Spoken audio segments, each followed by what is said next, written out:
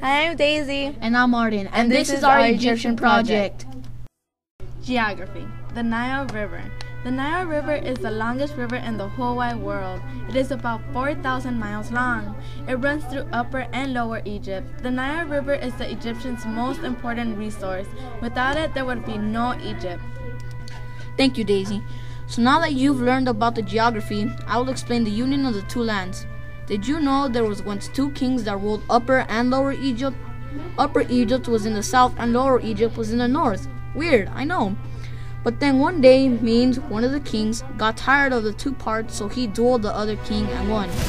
The first thing he did was he became pharaoh. The second thing he did was he combined the Upper and Lower Egypt. He also combined the crowns.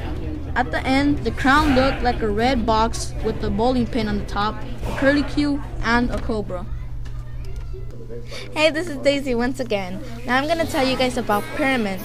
People thought pyramids were built for many reasons, and they were right. The pyramids were built for the preparation of the afterlife. It was a tomb for the pharaohs in it. They had whatever they needed in a daily life because they believed that whatever they had buried with them, they would have used in the afterlife. The pyramids were also built for protections of the pharaoh's body. Isn't that amazing? Yes, it is, Daisy.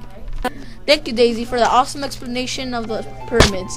Now I'm going to be teaching us about the preparation for the afterlife. The preparation of the afterlife was pretty easy. When the person was dead, they will take all the organs out except the heart. The reason they didn't take the heart out was because the Egyptians believed that the human body ran on the heart. So basically what the afterlife was a second life.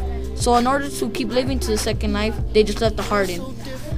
After that, they would wrap them and do other preparations.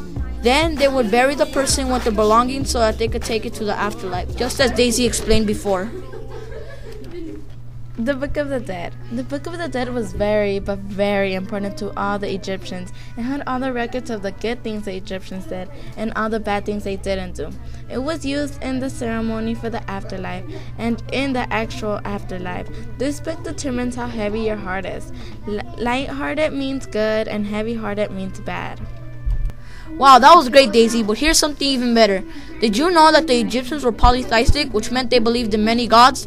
Their most powerful god was Amun-Ra. It was a combination of their sun god and their wind god. There was another god that ate the Egyptians' hearts if they were really bad and had a heavier heart than the feather. Some of their gods had a human body and an animal head, just like Anubis. He had a jackal head and a human body. That's amazing! Writing system. The Egyptians' writing was very complicated. They had over 700 letters, and instead of writing on paper, they wrote on clay with a stylus, a stick. Oh, and as far as education was, only rich boys could go to school, and only some girls were allowed.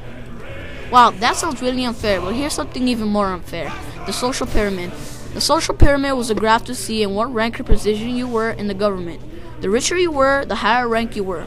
So the real order would be the first pharaohs, then the priests, then the officials, then scribes, artisans, farmers, and last the slaves. New Kingdom rulers. Hatshepsut was a pharaoh that married her brother. She acted like a man. She restored temples and other destroyed things. She also built obelisks.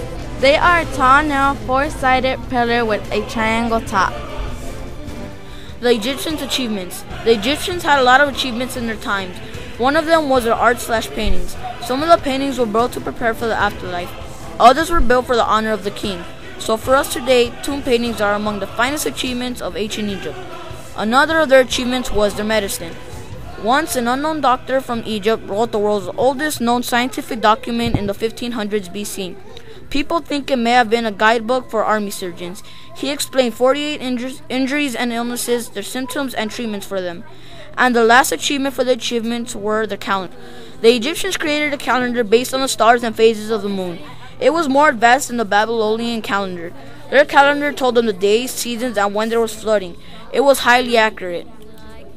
Bye, and thanks for watching our project.